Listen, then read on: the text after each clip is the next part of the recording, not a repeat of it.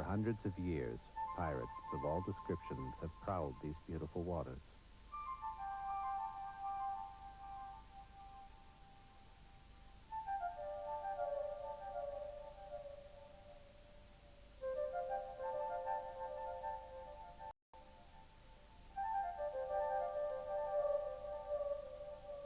But their beauty is deceptive. Below, there are many dangerous reefs. Above, there are treacherous atmospheric conditions that can turn these tranquil waters into raging seas within hours. And always, there are the pirates.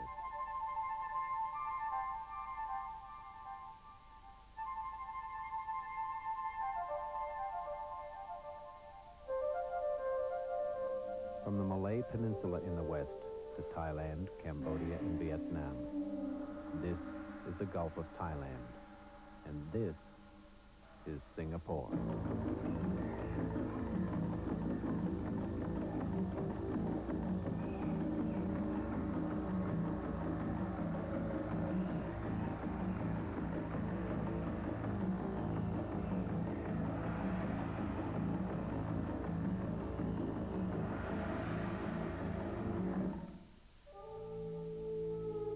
Years ago, a large merchant vessel sank in this now calm sea. It plummeted down over 200 feet into black oblivion, bursting its seams and spilling its magnificent cargo across the ocean floor. Why it sank will never be known, but what is known is that much of its cargo of fired clay ceramics was cushioned and preserved in a bed of fine sea-bottom silt.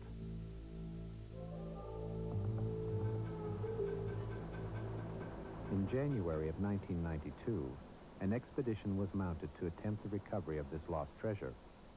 At dock in Singapore Harbor, the salvage ship was meticulously prepared for the long and dangerous task ahead.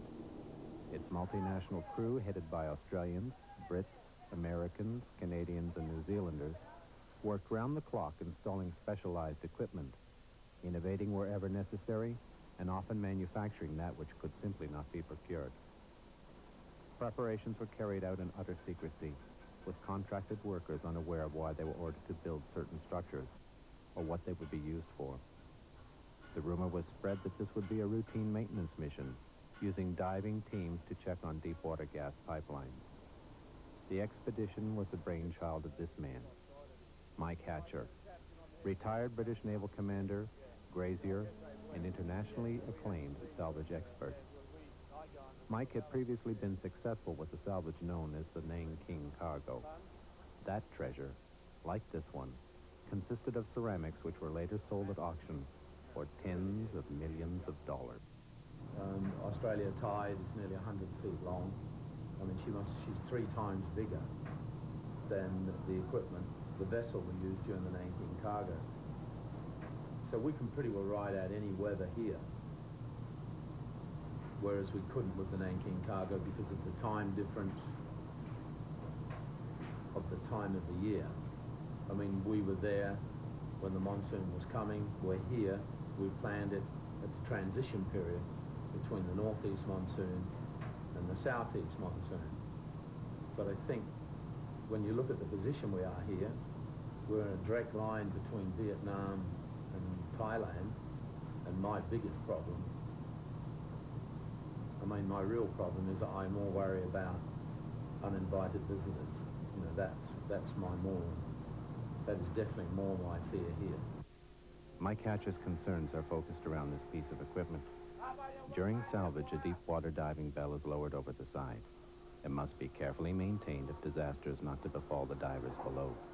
The dive teams will be breathing a special mixture of helium and oxygen at 6 times normal atmospheric pressure. After working shifts in the bell at a depth of over 200 feet, the divers spend their rest time in the saturation living environment called the SAT system. All of their needs are met by a support team monitoring them around the clock. Okay, this is the horizontal living chamber. It's a 4-man chamber. We'll be utilizing 3 men in here. The far end through the hatchway is a vertical living chamber, another 4-man chamber, again with only 3 men in it. This is where the divers will live and sleep for the duration of the job, however long it may be. Usually up to about 30 days is a maximum number. The temp temperature and humidity is controlled in here. Keep it quite comfortable. The only problem being this limited space for movement.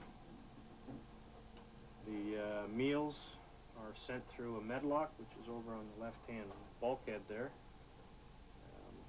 All food, drinks, meals, anything, our laundry and everything is sent in through that medlock. And here's where we stay. You know, I think the Thai government and everybody in Southeast Asia is trying to combat this problem. You know, we straight out call it privacy or piracy or murder, rape, you know. I mean, would the guys have a go at us? And if you've got guys in a SAT system, and suddenly you've got guys coming aboard that are armed, you know, if there's any disturbance to those guys, you know, that, other than the environment they should be, you know, they're going to be very, very dead. Yeah, we can... Would you know around? Mike Hatcher discusses plans with his diving coordinator, Bill Penny. It is time to set sail, and therefore time to disclose to all crew members the vessel's true destination and mission. Mike gives orders that they cast off, and that the crew are to assemble in the ship's mess for briefing. I'll say it's 7 o'clock. I'll have them all in the mess. Right there. Hey, Mike, I'll give you over up. Yourself, do I know what's happening? Okay, well, basically about 2 months ago, we found a Chinese junk in the Gulf of Thailand. I dived it, Dave has dived it.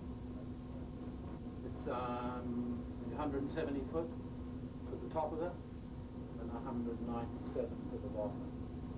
So it's a pretty big pile of porcelain, really. I think mainly for your mind's sake, we turned around and then we went through the legal procedure to make sure we weren't breaking any rules, to whose waters we were in, etc., and that's all clear. We have a lawyer standing by in Thailand 24 hours a day, and we do have someone in the, well, let's say, other than that, to make sure we don't get bothered. But legally, you know, I want to make it very, very clear to you that we are not breaking any law, right? After taking on water, Australia Tide heads for the open sea. As they leave Singapore Harbor, Mike discusses with his partner, American Dave Dahl, what lies ahead. This area holds strong memories for them both, as they have previously made dangerous dives on salvage sites nearby. There would be wreck on that. Once with Smith, the tanker was on it, and underneath the tanker was the Spanish one. We found the breastplate, broken porcelain, but, I mean, the current, huh? What, 5 knots? Yeah. So, I mean, what we're really saying, I mean, you can see all this traffic here now. I mean, even if you go back 800 years, this still was it, except behind this island you had pirates, and now you've got Singapore government. Same difference. Yeah. You know, you go like, you read the record, you know, the honourable. They head up the Malay Peninsula. As they go, equipment is checked and rechecked. Men's lives hang in the balance. Isolated on the open sea, help is many hours away should a system failure result in serious injury. A sheer wall of oxygen and helium cylinders looms over the diving system, and each valve and seal is double-checked to ensure safety for the men in the SAT system. The seas appear calm. Even so, all is made shipshape, as unseasonal storms are an ever-present danger in the Gulf of Thailand.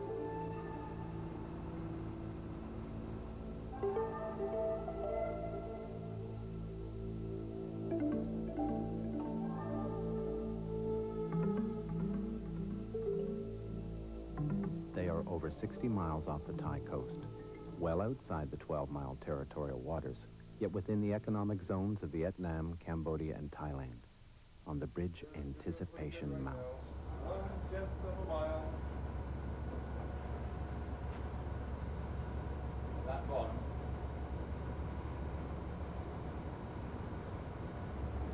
Come to your starboard at about 5 points. Less than 1/10. The alarm just went off. Not right on it. How far off? Couple of points to starboard. All right, we should be on it. Yeah. Okay, drop the sucker.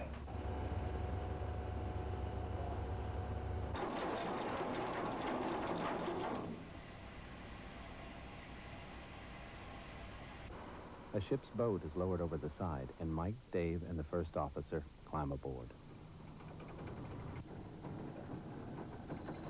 The satellite navigation device Dave holds can guide them to within 1/2 a meter of the wreck's location, such is the sophistication of today's global navigation instruments.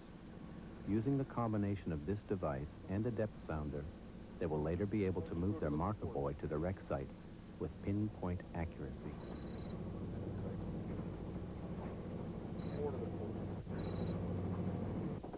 Mike spots a sea snake, a highly venomous species that infests these tropical waters.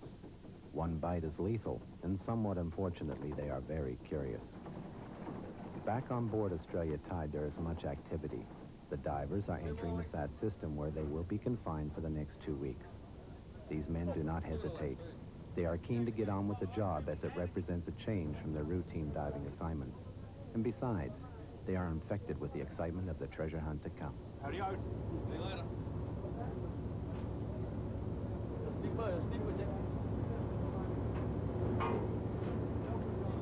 Hiya, boys. Bye-bye. Bill Penny secures the door, not so much to keep it shut, as the internal air pressure will take care of that. But it is just an extra precaution to ensure the system is tamper-proof from the outside. The bell and SAT system are joined, and the atmospheric pressure inside is gradually increased, equivalent to that found on the ocean floor. Final preparations are made to the ROV, which stands for Remote Operated Vehicle. This small robot with powerful horizontal and vertical thrusters can penetrate huge depths with impunity. Through its umbilical cord, it transmits pictures from its nose camera back to monitors on the ship. Pay out slowly. Hey, out. Pay out 10 more feet of umbilical. You're yawning. All eyes are glued to the monitors. Pay out 10 more feet of umbilical. Very slow. All wait for the appearance of treasure, for the first glimpse of a long, lost past.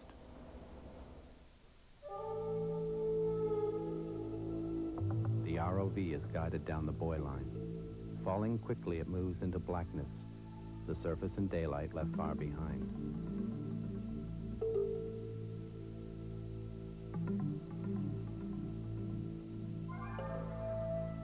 Then, at a depth of over 200 feet, the soft, muddy bottom is found.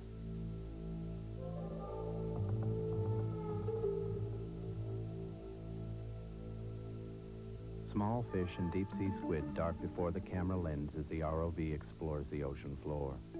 Odd-shaped forms loom through a haze of sediment.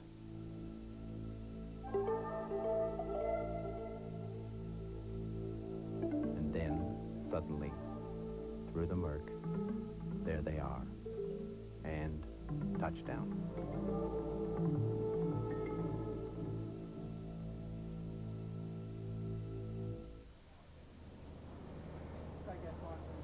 Mike Hatcher cannot contain his excitement. He wants to be the first on the wreck. As the bell is prepared to move the dive team onto the site, he decides to make a deep water dive using scuba tanks. Such a move is not without its dangers. Mike will have precious little time on the bottom to explore the wreck. The remainder of his time spent in decompression stops on his way to the surface. But he believes it will be worth it if he can bring back the first pieces of treasure.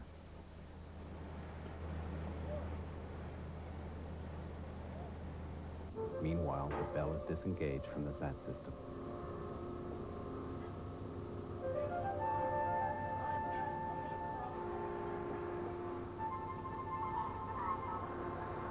Flag the bell, boy.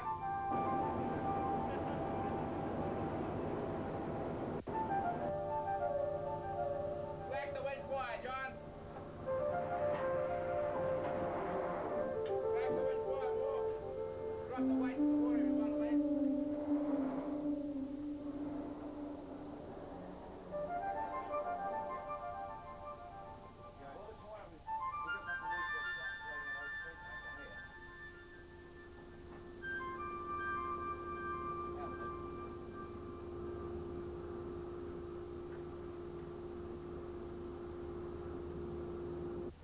Mike returns.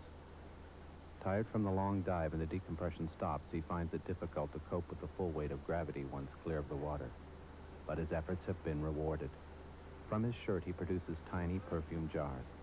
He shows them to a Thai crew member.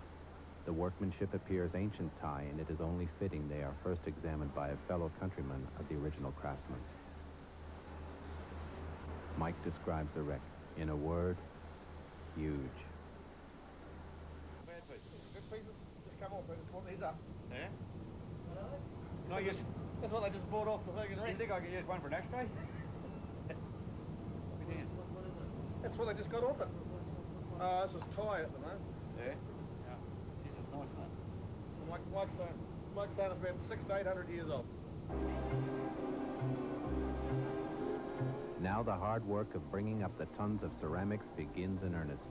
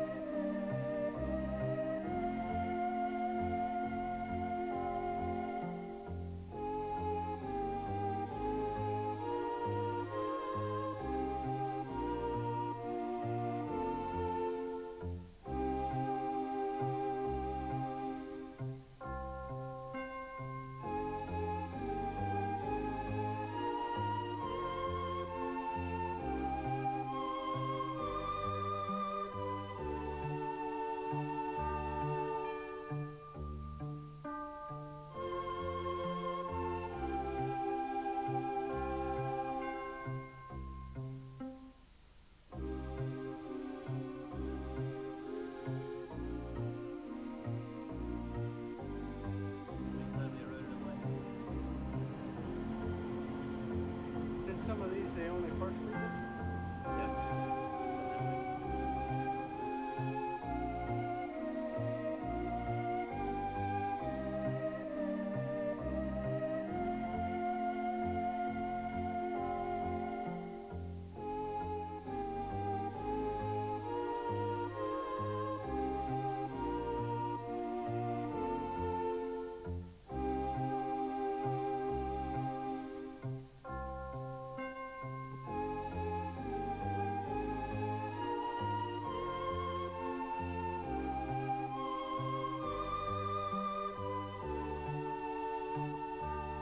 Historically, I think Cuba was very, very, very important.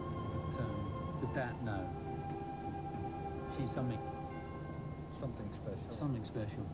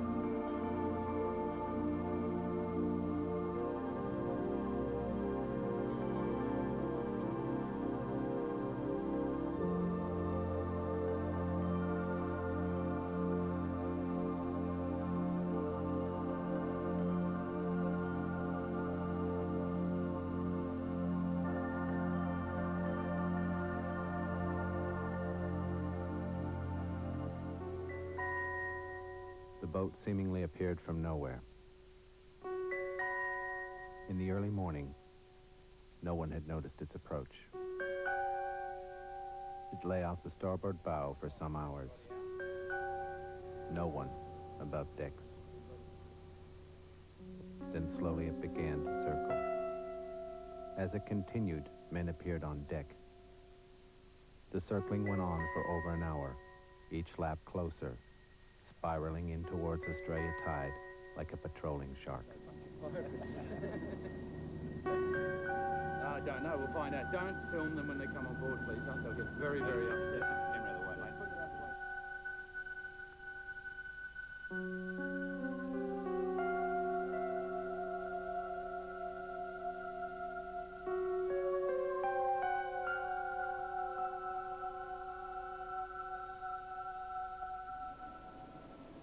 As none of the men were visibly armed, it was decided that Dave Dahl, who was fluent in Thai, should approach them to find out what they wanted.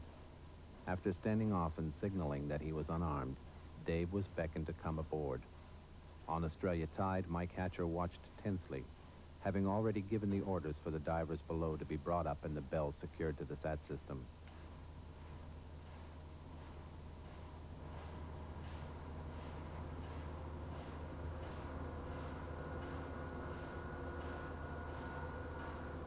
Dave entered the cabin and spoke with the fishing vessel captain. He quickly established that these men were naval divers on leave.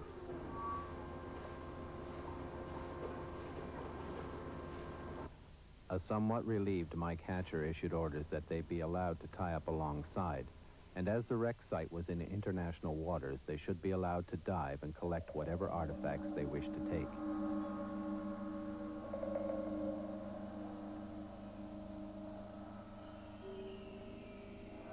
Work continued on, and a sense of courteous rivalry was established between the Thais and the men aboard Australia Tide.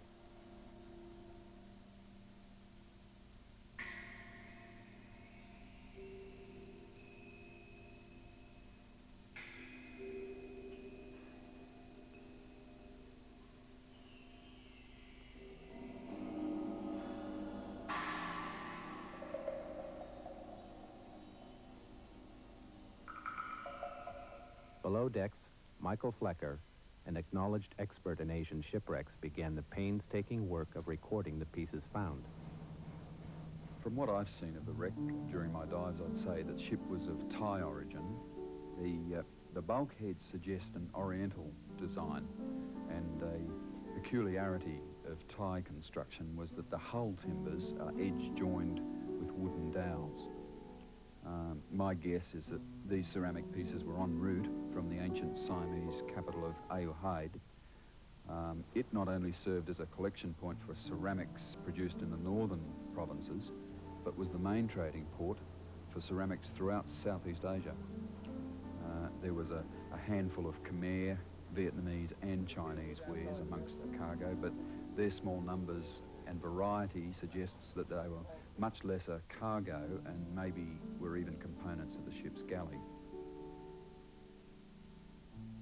The ship itself was about 135 feet in length, maybe even 150.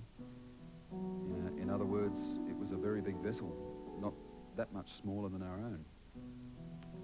It makes you feel pretty humble when you think that their ships were constructed completely by hand and were only propelled by the wind. Interesting pieces I found were these miniature cannons. A piece such as this probably had a wooden stock and was undoubtedly for the purpose of defense against pirates. They were a problem then, as they definitely are now.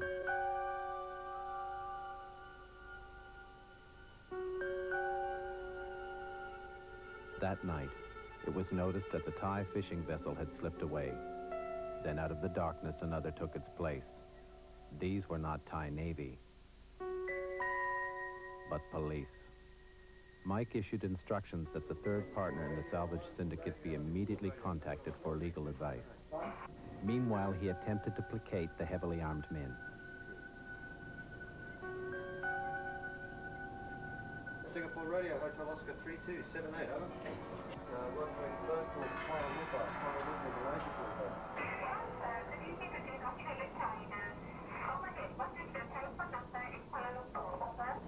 person is Mr. Ong, Oscar November Golf, and our accounting code is Bravo Echo 02, over.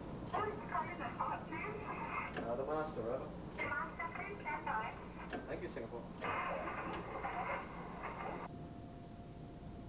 Mike had managed to calm them down and was negotiating what they required to leave Australia tied in peace. Mr. Ong, how are you? Hello.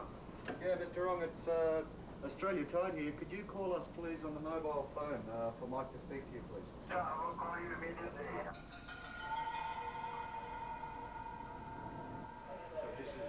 Oh, they know that. They've got to try and leave here with some face, huh?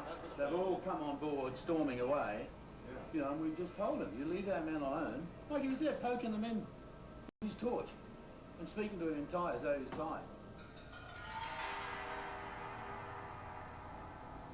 Hello, Ong. You can copy me, over? But, you know, we're 60 miles off their nearest land, huh? I gave them our latitude and longitude with the ship stamp and everything on it. But, you know, they can easily say they didn't get that. Oh, it's a proper police boat, huh? You reckon you can talk them off? Okay, I will do, huh? I'll see what I can do.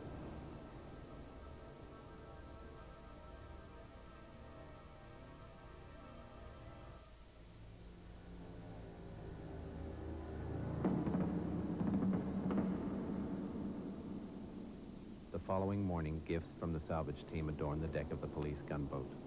And not much later, they move on.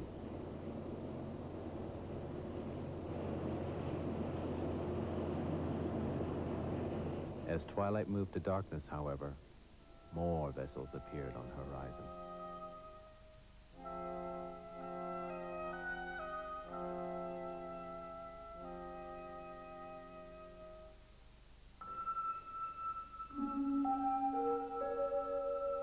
Morning revealed a well-armed warship.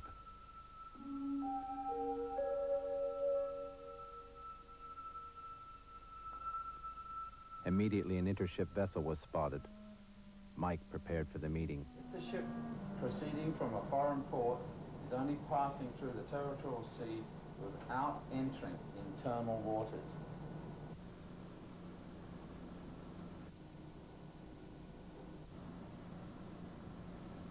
Where's the guy? Put it up. Put the Panamanian flag up.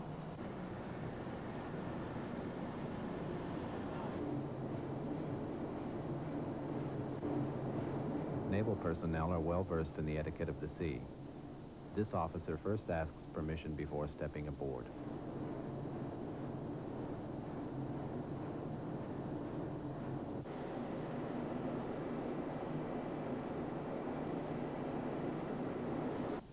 So what's going to happen now? Exercise?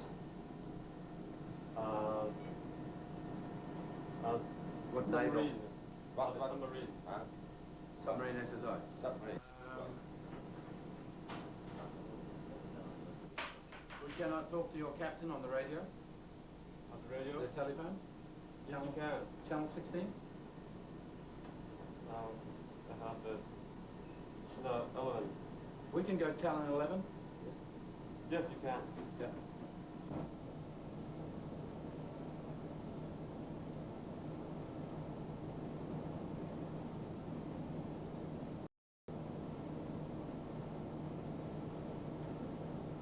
Your warship? Where was it built? Made? My ship? Yeah. Italy. Italian, is it? Ooh. It's very fast, huh? The faster aircraft. Yeah. Well, see, we have no problem with the Navy, huh? And would like to cooperate. But yesterday, we had a very bad experience with your police craft, huh? They come here with guns and they hit, take that left, they hit my, and they kind of ask for money, and they say if you give us things, then will be no problem, and they take cigarettes. I've had experience with the Thai Navy, the Indonesian Navy, and I know no problem, but the police were, it was an act of piracy. You understand? And, you know, officially, I am complaining, huh? Yeah. Somewhat ironically, as Mike is speaking, a police vessel slips alongside the Thai officer's ship.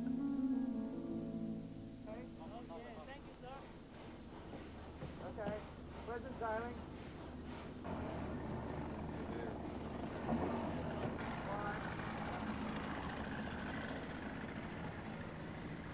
And after the 2 weeks of submarine exercise, they're going to do convoy patrol exercises in the area for another 2 to 3 weeks. When do you think we might move? When? Oh, we're going to be, if the chief gets everything going and everything, you know, he's given us until we'll move this evening.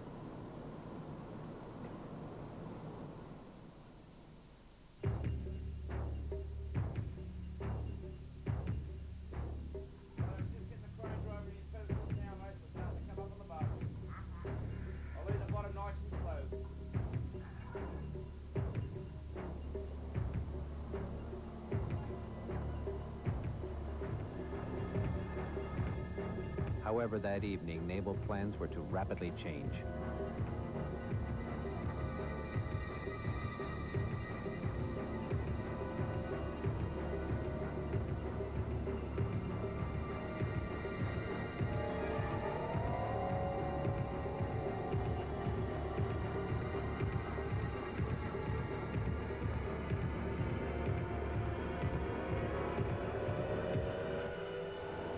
Today, the Navy ship come here. He said, we must leave because you are going to do naval exercise, right? You didn't say we're doing anything wrong. We've had a police boat, a Navy boat, all saying nothing's wrong, huh? But they said we're going to do anti-submarine exercise in this area. You understand? And we must, they will not be responsible for any damage to us. In other words, you go. Now you come and say we can't go. Yeah? 3 or 4 days, the lawyers will start coming. Yeah? From also the United Nations, everyone will start coming. And I tell you, 100%, you are wrong. 100%.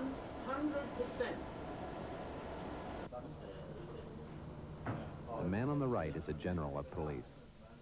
The man on the left is a naval captain. In Thailand, it is possible for police to have authority over naval personnel. This is outside your territorial waters. Is this international waters or not? This is in the Thai economic zone. This is international waters. I agree. Can't deny that. I agree, it's in the Thai economic zone. 100%. But this is international waters. Yes, but I am not mining. 12 miles. Yeah, I am not mining, and I am not fishing, You are not and I am not mining, touching any of your natural resources. and you're not touching Any of your natural resources. any of my national resource. Yeah. I, You agree to I'm that? clearly here. Huh? Are you clear there?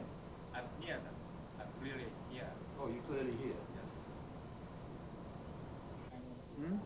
Well, it turns out at the moment, when Mark comes on, we'll swing the aerial. We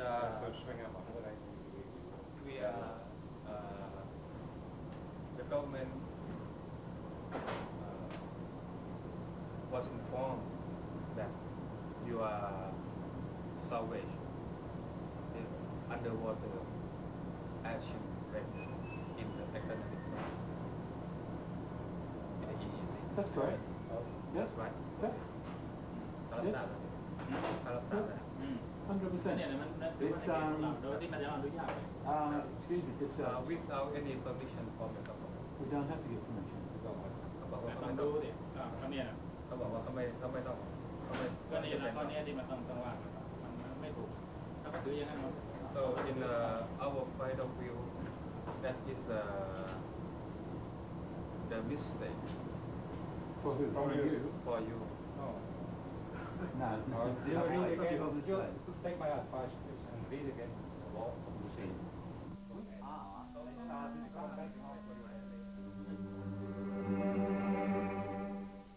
I have a very important telex to you. Do you wish to send your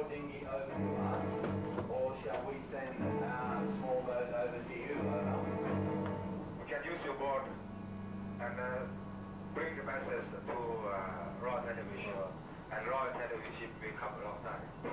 Okay, roger, roger. We should take about 5 minutes. Thank you very much for your cooperation.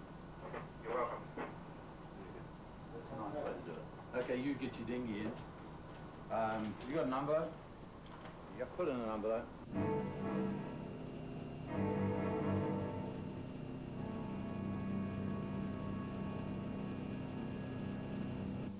Well, let's go, I suppose. I'll give it to Ryan. Royal Thai Navy number 9, Royal Thai Navy number 9. Seeing we are not under arrest, you will not acknowledge me. We are now going to start our engines and leave. Thanking you for your cooperation.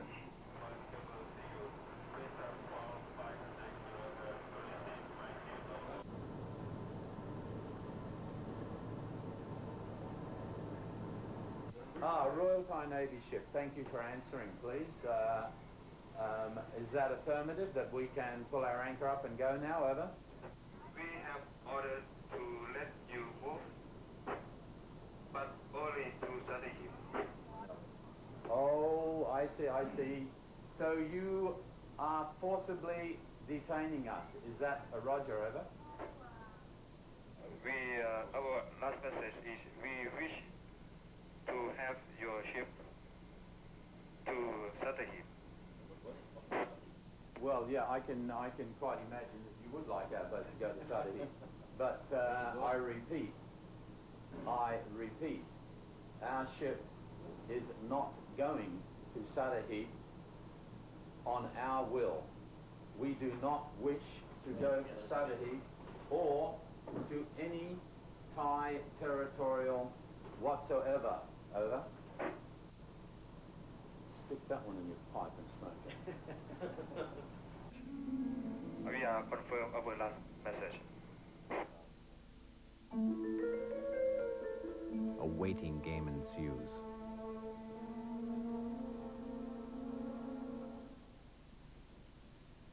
Mike places another call to his partner in Kuala Lumpur.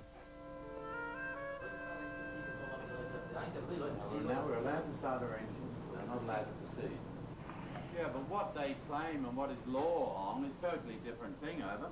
I agree with you, Mike, but you are under Thai jurisdiction now. They're going to try you under Thai law and not any other law. Over. Yeah, but they can't do that, over. Why not, over? We're not on Thai territory, over. Negative. They have already made a claim that it is Thai territory. Yeah, but before that, they turned around and said that they had no arrest. They told all the embassies we've spoken to, they have no arrest warrant against us. Okay, I copy you. If you're not being withheld, you're being stopped from moving any further. There's a blockade on you, over. Yeah, so what do? Do we go? I don't know, Mike. I really don't know, and the position ain't good. Your Matt and I, we're just cracking our bloody heads over this. Yeah, no, I'm not turning myself into something that's not wrong, over. Okay, it means that does it mean that you want to blow this thing wide open, over? Yeah, of course it does. Yeah, I mean, they can't just go around making their own damn laws, over. I copy you, I understand you, but you know, what you are saying has no force anymore. The country is carrying a gun, over. Oh, yeah, I go along with that. So that means they're going to take us all in a pros in jail, over? There's a distinct possibility they will take you all in and throw you in jail.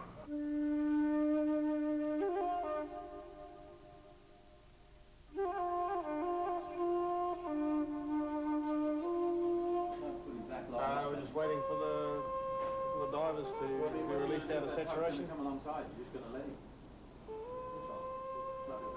And then we're going to attempt to leave the area.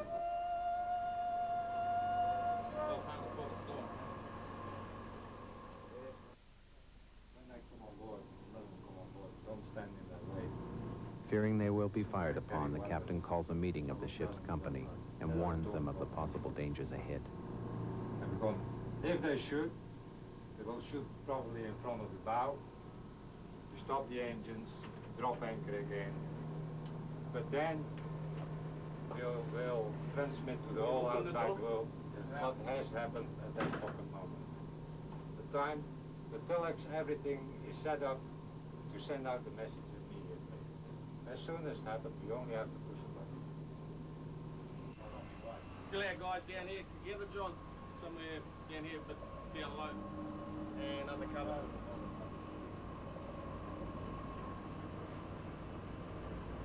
Could get interesting very shortly. You please must understand what I am asking you, and all I am asking is the right of free passage, over. A little bit of drama going on, eh? Yeah.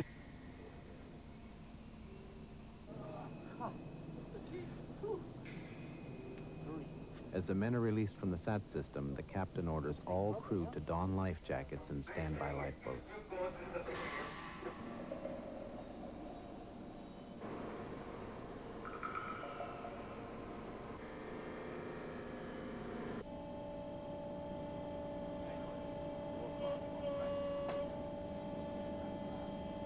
Suddenly, a warship is alongside and a boat is launched.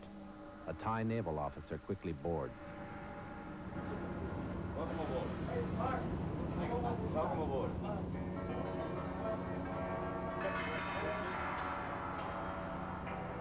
Filming was immediately stopped. John Bromley, the man who accompanied the officer to the bridge, takes up the story. At that stage, Mike Hatches realised then that there was no way that the Australian Tide was going to sail out of those waters, international waters, with that cargo and that crew on board without having a complete naval, call it what you like, call them a bunch of pirates, call them what you like, they were going to come on board and they were going to take that cargo. There was no way they were going to allow us to sail.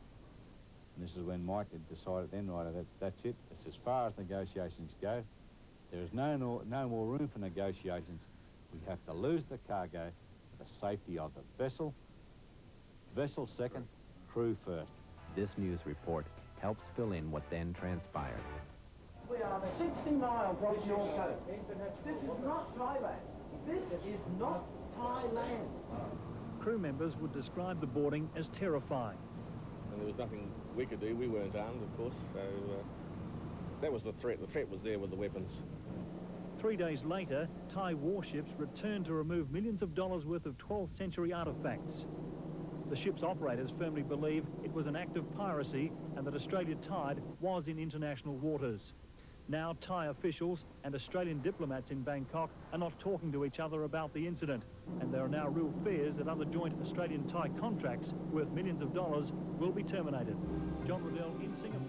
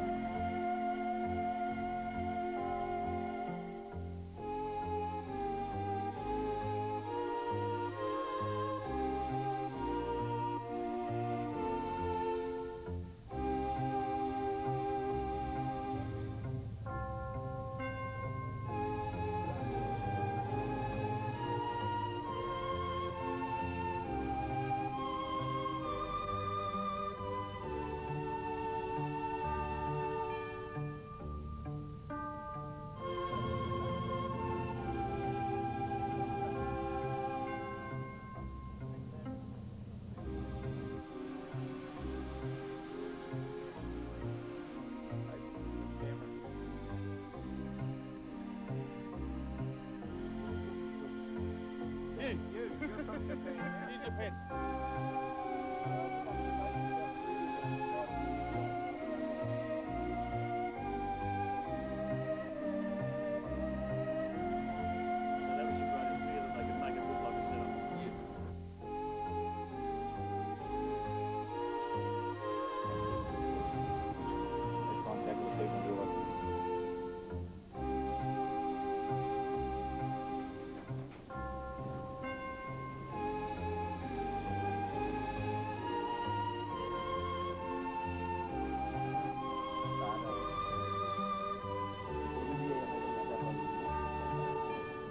Satahip.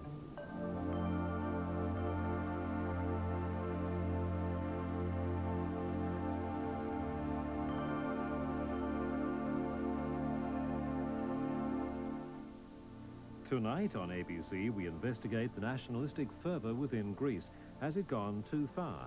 Also, the forgotten victims of Northern Ireland, and meet the new warden of the third world's largest jail. Find out more about the world we live in with foreign correspondent tonight at 9:30. Shortly, our movie, One Jump Ahead.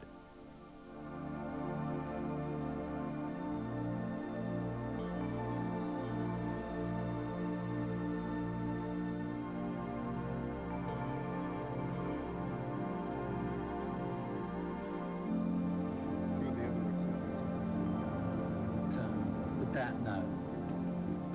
She's something special. Something special. Yeah. But we'll get an answer. Just give us a bit of time.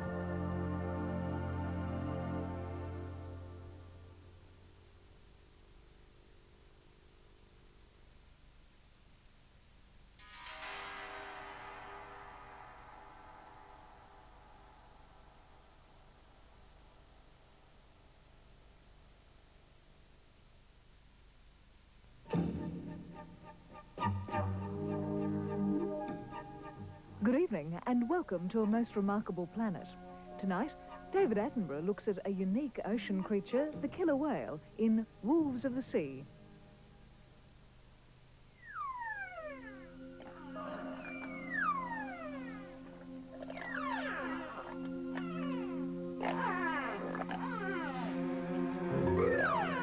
Killer whales, the most fearsome and artful hunters in the sea. They dominate the ocean just as man dominates the land. And when man meets killer whale on the frontier between land and sea, they seem to be almost as interested in us as we are in them.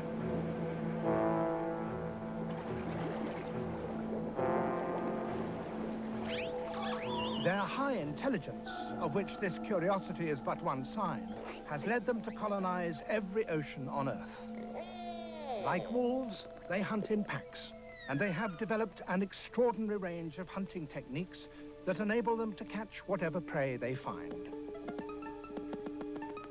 Nothing is safe from killer whales, not the smallest herring, nor the largest seal. They are the wolves of the sea.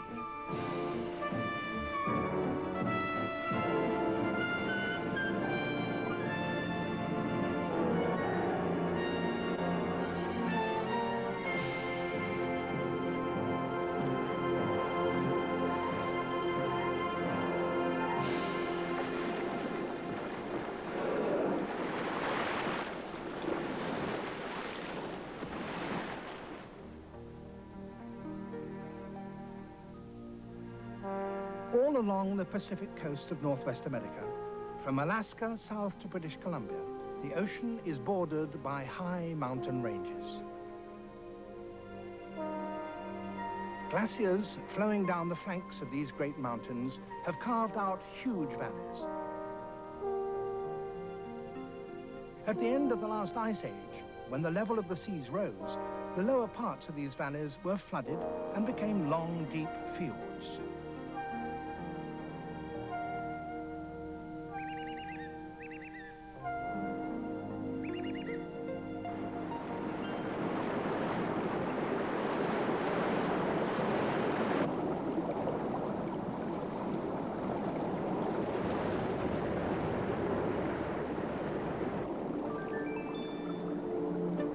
Off the coast in early summer, salmon gather before starting their annual journey up the rivers to spawn.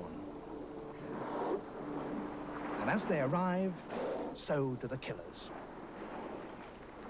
These particular killer whales specialize in hunting salmon, and they know exactly where and when to go in order to intercept the shoals.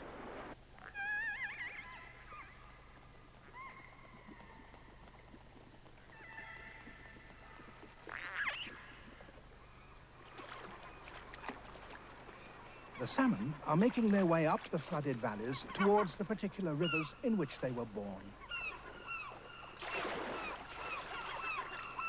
Sea lions are already there, waiting for them.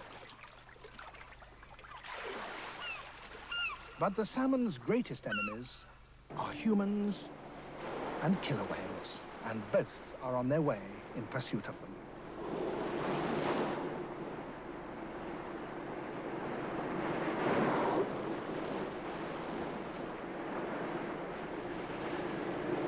They're travelling up Johnston Strait between Vancouver Island and the mainland of British Columbia.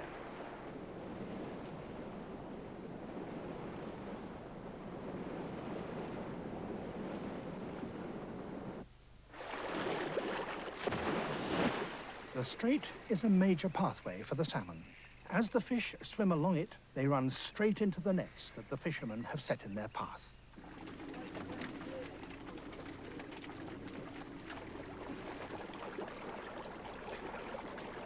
The haul is so rich that there's plenty for everyone. And these days, the fishermen don't shoot the whales as they once did, but allow them to take a share. 16 groups of whales come each summer to the strait.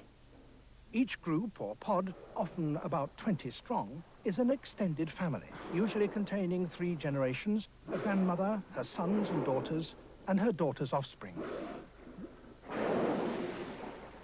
The whales have good eyesight, but often the water is so murky they need another way of navigating and finding their prey. And they use sonar, emitting a stream of clicking sounds and listening to the echoes.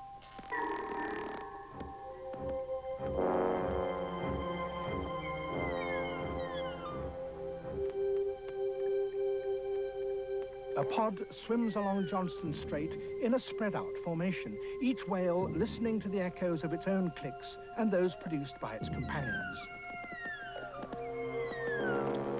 The salmon, travelling in shoals, have a characteristic swimming pattern which produces a particular kind of sonar reflection.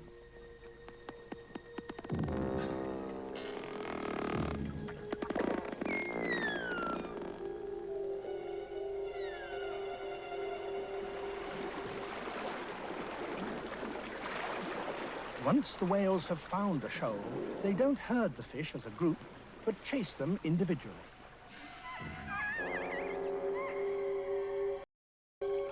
As one closes in on a fish, it often switches off its sonar and uses its eyes to make the catch.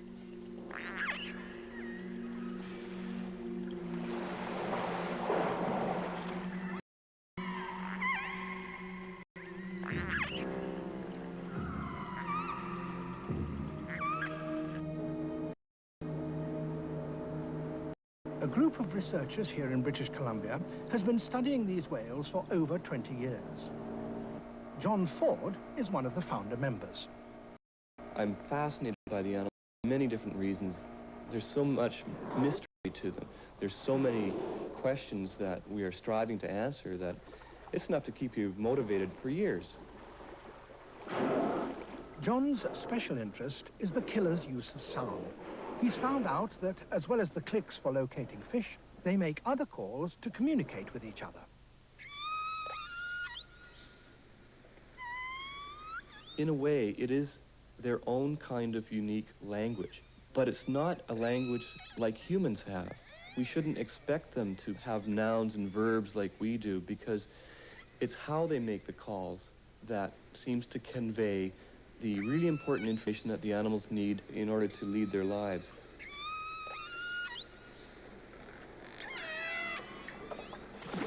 By using an underwater microphone, John has discovered that each family pod has its own unique vocabulary, its own dialect, as it were.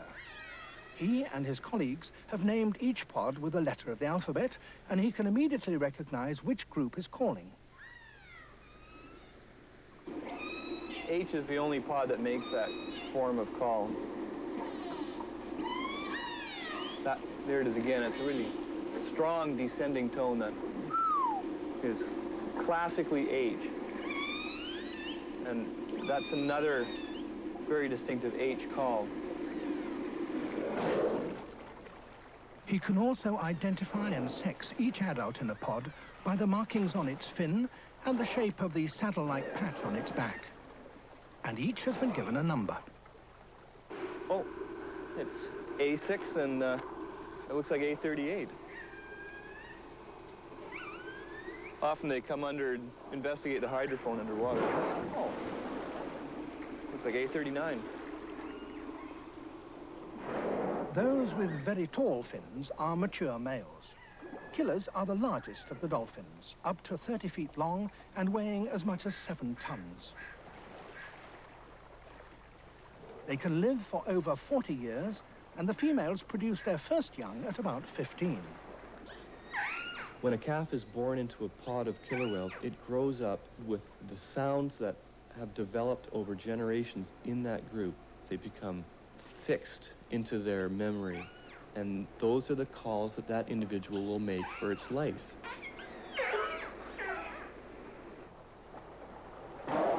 This year, I-15 pod has a calf with them that John hasn't seen before. There's the little guy rolling around with his mother. You can see it's really young, probably only a few weeks or maybe a month old because of the very patchy, mottly gray coloration on its back. It's really typical for the young calves to shed a lot of their skin not long after birth. They're all having a look around, it seems. Here's the little guy. These killers have an extraordinary social system. The calves, even the males, stay in the same pod with their mothers throughout their lives. That raises the question of how they avoid inbreeding.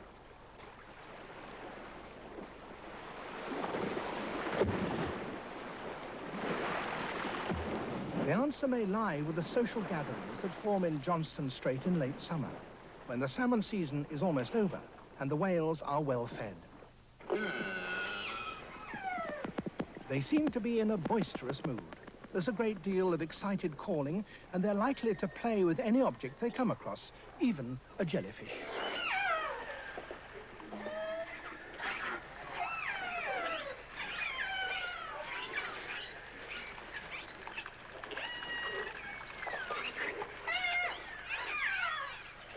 Individuals from different families rub shoulders, literally. Now would be the time when a male could mate with a female from another pod.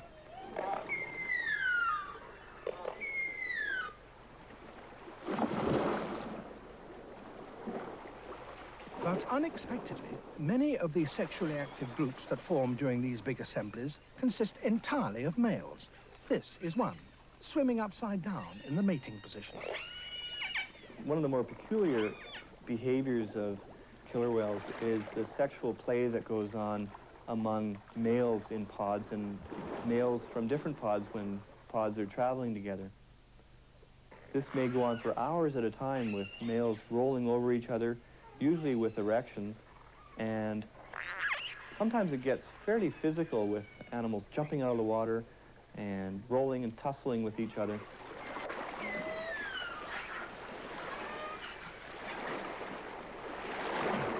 We don't really know what the function of the interactions are, but it seems to be where the big mature bulls, through various sexual displays or physical displays, demonstrate that they are dominant over others that might be competing with them for access to breeding females.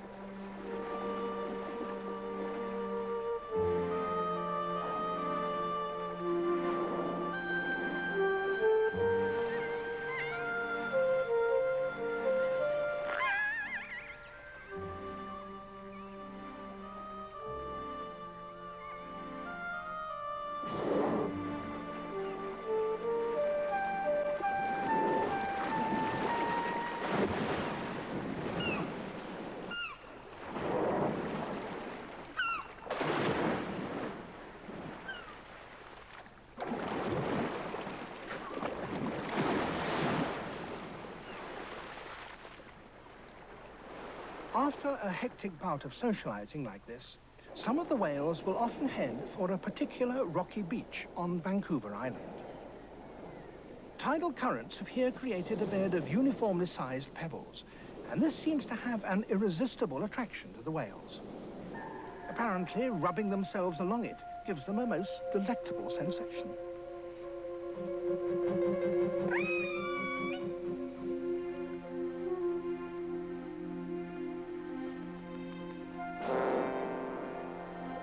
Even when the salmon season is at its height, they will